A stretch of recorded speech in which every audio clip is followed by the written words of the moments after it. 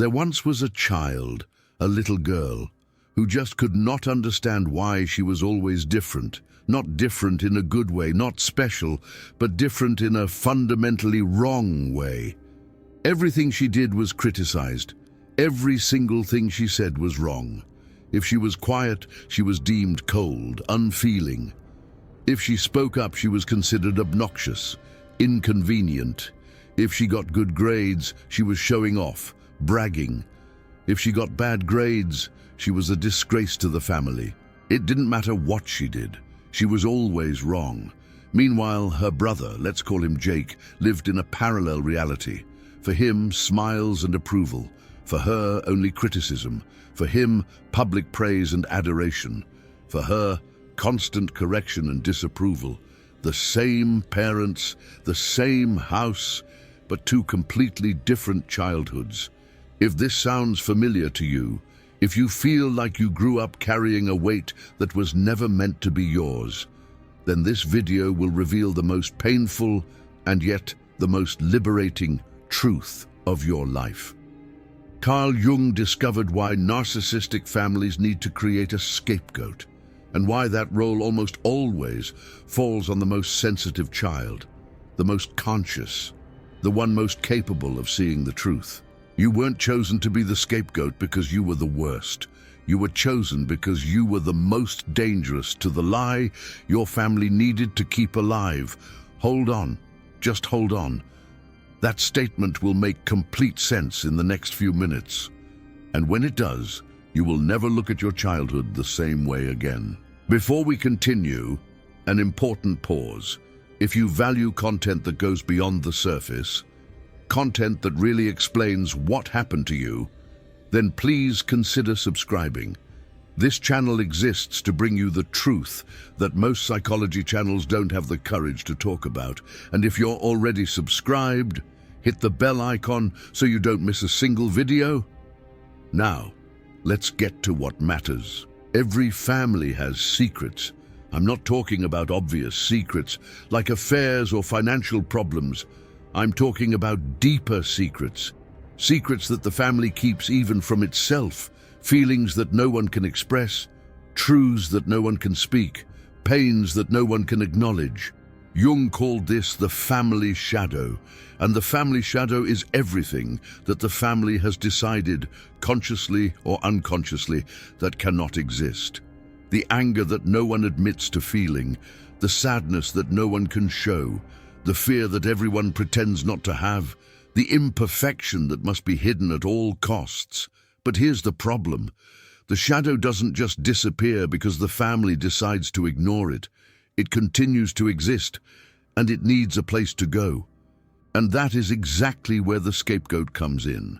The scapegoat is the person designated to carry the shadow that the family refuses to acknowledge. It's an ancient role, almost as old as humanity itself. In the biblical tradition, the scapegoat was literally an animal onto which the sins of the community were symbolically placed before being sent out into the desert. The community was cleansed. The goat carried everyone's guilt. In narcissistic families, the mechanism is identical. Someone needs to be the bearer of problems. Someone needs to be blamed.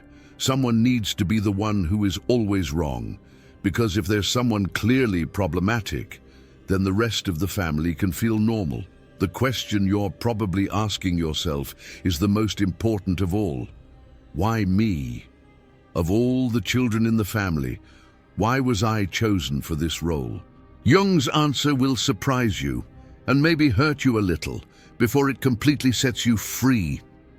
Highly sensitive children are particularly vulnerable to becoming scapegoats, not because they are weak, on the contrary, because they are capable of perceiving things that other family members prefer not to see. The child who becomes the scapegoat is usually the one who instinctively senses that something is wrong in the family dynamic. It's the child who perceives the unspoken tension, who notices the falseness in the smiles, who feels the anger hidden behind the sweet words, who sees through the masks. And that is extremely threatening to a narcissistic family Because the narcissistic family depends on a narrative. The narrative that everything is fine. The narrative that we are a happy, normal family. The narrative that the parents are loving and competent. The narrative that any problem is external, never internal. The child who perceives the truth is a direct threat to that narrative. She doesn't need to say anything. Her mere existence, her sensitivity, her gaze that seems to see too much, is enough to disrupt the established order. So, what does the family do? It transforms that child into the problem. If the child is the problem, then the family doesn't need to look at itself. If the child is difficult, then the parents don't need to question their methods. If the child is wrong, then the family system is right, and that's how the scapegoat is born. But hold on, because there's more, much more. And the next part will explain exactly how this process works in day-to-day life. The creation of the scapegoat doesn't happen all at once. It's a gradual, subtle process that begins very early and intensifies over time. First comes the labeling with negative traits. The child begins to be described in ways that define her as problematic. She's difficult, she's too sensitive, she's stubborn, she's complicated, she's different from other children. These descriptions are repeated so many times that they become the truth, not because the child really is that way, but because everyone believes she is. And when everyone believes in something, it becomes the operational reality of the family. Then comes the biased interpretation. Everything the child does is interpreted through the lens of the role that has been assigned to her. If she cries, it's because she's too sensitive. If she doesn't cry, it's because she's cold. If she defends herself, it's because she's aggressive. If she doesn't defend herself, it's because she's passive. There is no way out. The game is rigged for her to always lose. Jung explained this through the concept of projection. Projection happens when we place on another person characteristics that we can't recognize in ourselves. Narcissistic parents project their own shadows onto their children. The anger they feel but don't admit, they see in the child. The inadequacy they feel but don't recognize, they attribute to the child. The failure they fear but don't face, they place on the child's shoulders. The scapegoat becomes the mirror of the family's shadow, and to look at her is to see everything that the family has decided cannot exist within itself. You may be thinking that this seems exaggerated, that your parents wouldn't do this consciously. And you're right, they probably don't do it consciously. And that's exactly what makes the process so insidious and so destructive. Most parents who create scapegoats genuinely believe that they are just being honest about their child's difficulties. They don't see their own projections. They're blind to it. They don't even realize they're projecting their own shadows. To them, the child really is the problem. This lack of awareness doesn't lessen the damage. It actually amplifies it, because the child isn't dealing with an accusation that can be challenged. They're grappling with a consensual reality in which they're defined as fundamentally wrong. And against a consensual reality, a child's voice has no power. Now, let me tell you about Ashley. That's not her real name, but the story is real. Ashley was the eldest of 3 siblings. From a young age, she sensed something was off at home. Her father was a closet drinker, but nobody talked about it. Her mother lived in a state of constant anxiety, yet insisted everything was fine. The house was permeated by a tension that everyone pretended didn't exist. A classic American suburban family, right? Ashley was the only one who asked questions. Why does Daddy come home so late? Why is Mommy sad? Why were you guys fighting? Ashley's questions were simple, innocent, natural for a child. But they were extremely threatening to a family that survived on denial, a family built on secrets. Quickly, Ashley was labeled, she's difficult. She asks too many questions. She can't just be quiet. She causes problems. She's different from her siblings, who are so good and well-behaved. Ashley's siblings learned early on not to ask questions. They learned that safety lay in not seeing, not speaking, not questioning. They adapted to the system. Ashley couldn't, not because she was rebellious, but because her high sensitivity wouldn't allow her to ignore what was right in front of her eyes. She saw the truth, and because of that, she became the problem. By the age of 12, Ashley had already internalized that she was different from other kids, that there was something wrong with her, that if she were different, if she were better, maybe her family would be happier. She carried a guilt that wasn't hers, a guilt that belonged to the entire family, but was deposited exclusively on her shoulders. This is the tragedy of the scapegoat. The child believes that they are the problem, and this belief becomes the foundation upon which their entire identity is built, their sense of self, forever altered. But there's a crucial detail that many people don't understand about the scapegoat dynamic, and here I need you to pay close attention, because this will change everything. The scapegoat doesn't exist alone. It's always accompanied by another equally destructive family role, the golden child, the favorite. While the scapegoat carries all the family shadow, the golden child carries all the light. They're the perfect one, the one who can do no wrong, the pride of the family, the proof that the parents are competent, the validation they desperately crave. These two roles are like two sides of the same coin. One cannot exist without the other. The golden child needs the scapegoat to appear brilliant in comparison. The scapegoat needs to exist to absorb everything that cannot be attributed to the golden child. The shame, the blame, the unspoken darkness. Carl Jung called this the polarization of the family psyche. The family divides human characteristics between the children. One gets the qualities, the other gets the defects. And neither is seen as a whole person. They are fragments, distorted reflections. This is devastating for both children, although in different ways. It's a form of psychological abuse. The scapegoat grows up believing that they're inherently flawed, that no matter what they do, they'll never be good enough, that their value as a person is conditional on fixing something that was never broken in them in the first place. They internalize a deep sense of unworthiness. The golden child grows up believing that their value depends on maintaining an image of perfection. They can't fail. They can't have weaknesses. They can't be human. And when they inevitably do fail, because everyone fails, they have no tools to deal with it. Their carefully constructed facade crumbles. You might be wondering if one of these positions is better than the other. The honest answer is that both are prisons. Both impede the development of an authentic self. Both create wounds that follow the person into adulthood.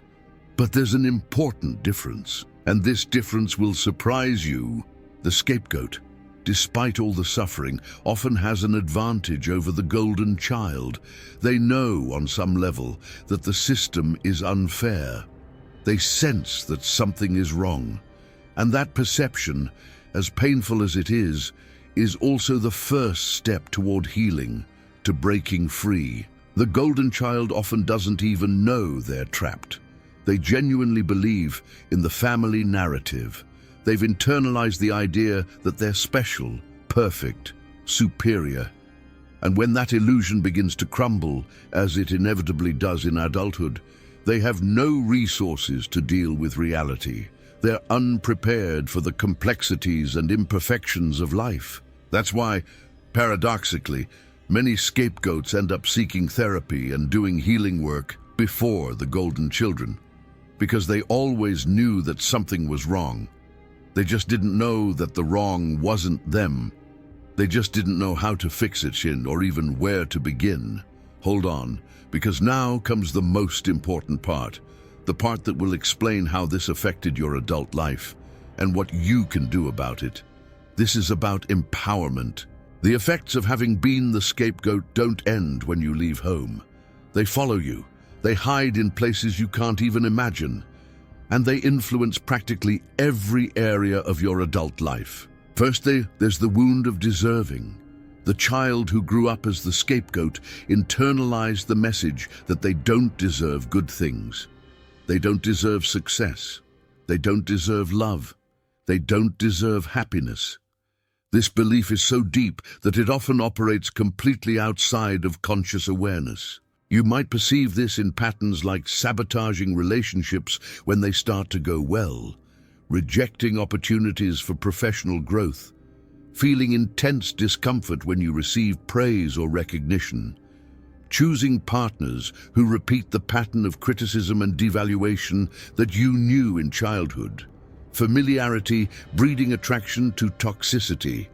It's not that you want these things, it's that on some deep level, you believe that this is what you deserve because that's what you were taught, not with explicit words, but with 1,000 small gestures, looks, tones of voice, comparisons that built in you the certainty that there's something fundamentally wrong with who you are, a core belief of unworthiness.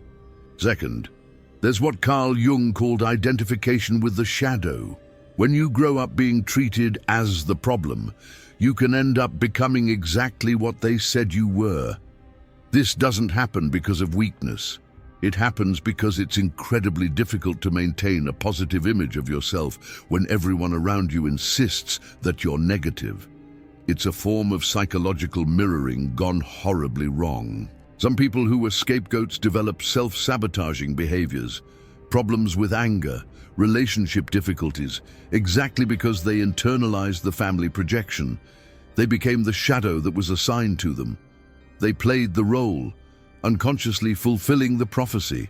Others go in the opposite direction. They become extreme perfectionists, trying to prove that they're not what the family said they were. Each success is an attempt to refute the narrative, a desperate plea for validation. But ultimately, it's a hollow victory because it's driven by external forces, not by genuine self-acceptance. Each failure feels like a devastating confirmation that maybe your family was right about you all along. Both responses, accepting the label or desperately fighting against it, are prisons. Both keep you locked into the role assigned to you in childhood, whether you're fulfilling it or relentlessly battling against it. Third, there's the pattern of repetition in relationships, and I need you to pay close attention here because this is crucial. We tend to recreate the dynamics of our family of origin in our adult relationships. This isn't an accident. It's an unconscious attempt to resolve what was left unfinished, to finally get the love that was denied to us, to prove that we are worthy. The problem is that by recreating the dynamic, we often recreate the suffering too.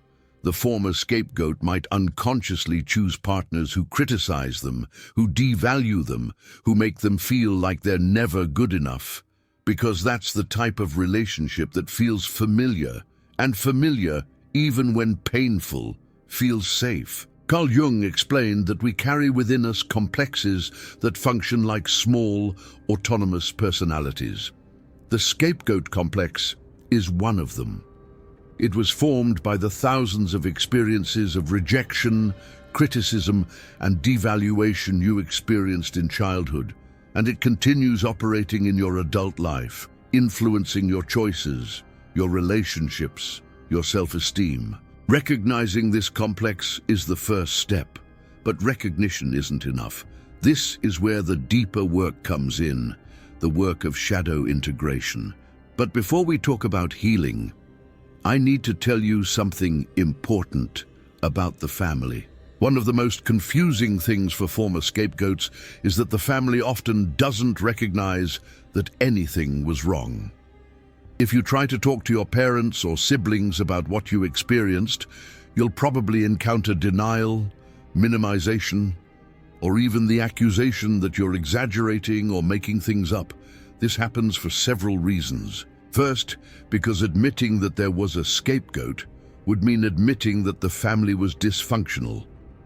And the narrative of the normal family is precisely what the scapegoat was created to protect. Destroying that narrative would mean destroying the foundation upon which the family identity was built. Second, because the other members of the family were also affected, even if in different ways. The golden child doesn't want to admit that their special status came at the expense of their siblings' suffering. The parents don't want to admit that they failed. Everyone has a vested interest in maintaining the official version of the story. Third, because for those who didn't live it, it's genuinely difficult to understand. The scapegoat often didn't suffer obvious abuse, wasn't beaten, wasn't abandoned. They were gradually, subtly, consistently treated as less. And that kind of damage is invisible to outsiders. That's why many former scapegoats doubt their own experience. Am I exaggerating? Was it really that bad? Was I really the problem? If you're asking yourself these questions, I need to tell you something very important. Your experience was real. The pain you felt was real. The damage that was caused was real. You're not exaggerating. You're not making things up. And you were not the problem. The doubt you feel is actually just another symptom of what you lived through. It's part of the package. When you grow up in a reality where your perception was constantly denied, you learn to doubt yourself. You internalize the message that your view of things isn't reliable. Regaining confidence in your own perception is one of the most important parts of the healing process. Now let's talk about that, about healing. About what's possible when you start to understand what happened. The first step, and perhaps the most painful, is grief. You need to grieve the childhood you didn't have. The child who could have flourished if they had received what they needed. The lost years carrying a guilt that was never yours. This grief is difficult because it involves recognizing a reality that part of you still wants to deny. The reality that your parents, despite perhaps having done the best they could, caused real damage. The reality that the family that should have protected you was, in many ways, the source of your pain. Going through this grief doesn't mean hating your parents. It doesn't necessarily mean cutting off contact. It simply means recognizing the truth of what happened and allowing yourself to feel the pain that you've probably suppressed for years. The second step is what Carl Jung called shadow integration.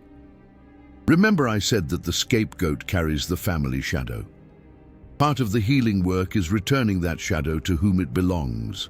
This doesn't mean confronting your family, although that might be part of the process for some people. It mainly means internal work.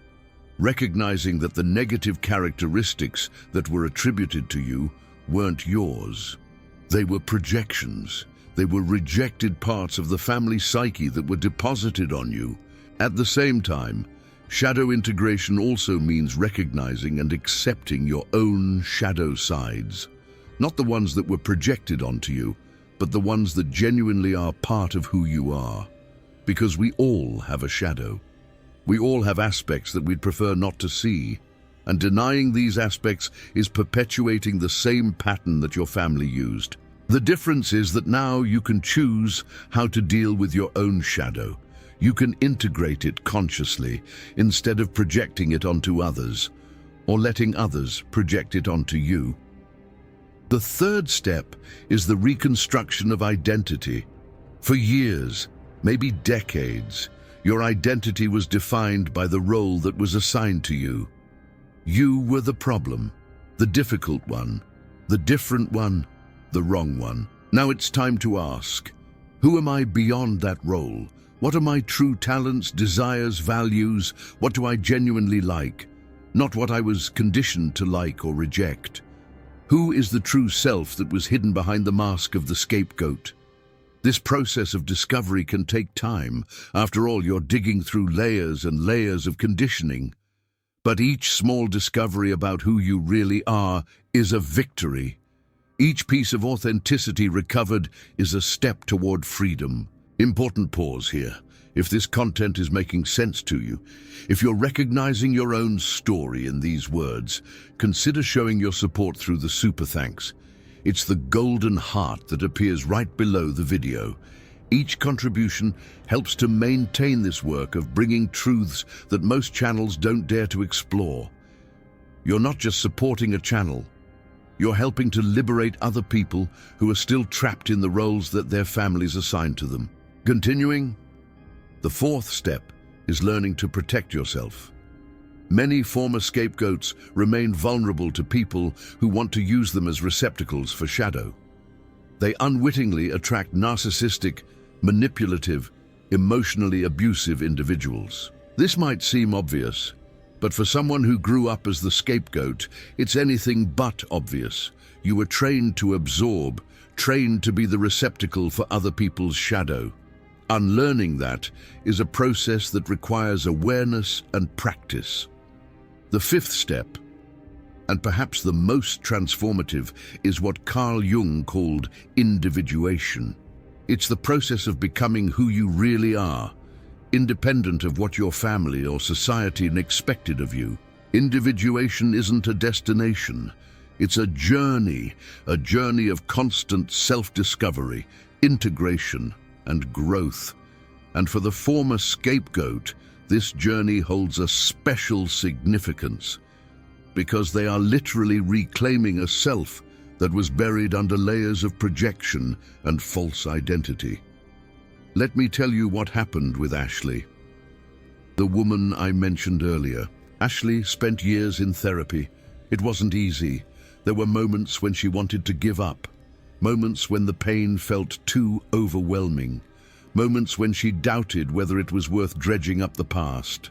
But she persisted, and little by little, something started to change. She began to recognize the projections. When an internal voice said, "You're too difficult," she learned to ask, "Whose voice is that?" And the answer, with increasing clarity, was that it wasn't her voice. It was the internalized voice of her family. She began to build boundaries. When family members tried to put her back in the old role, she learned not to accept it, not with anger, not with confrontation, but with a quiet firmness that came from knowing who she really was. She began to rediscover herself. She discovered that she loved painting, something that had been ridiculed when she was a child. She discovered that she was excellent at her job, something she had never been able to acknowledge.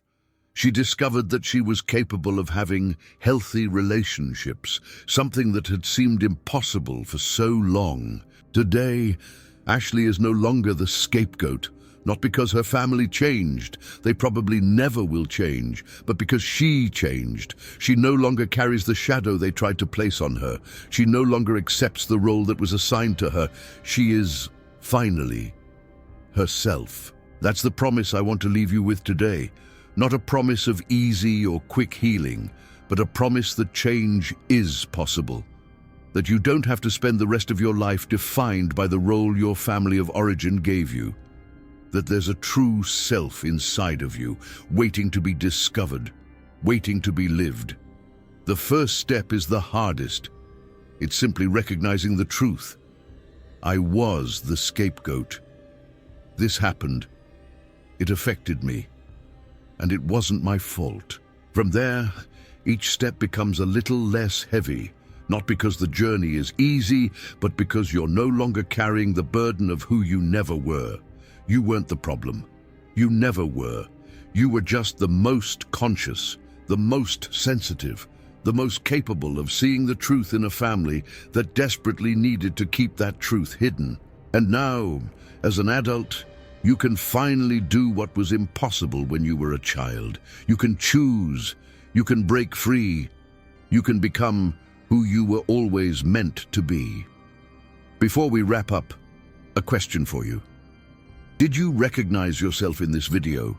Were you the scapegoat in your family? Or maybe you were the golden child and are starting to realize the price you paid for that role?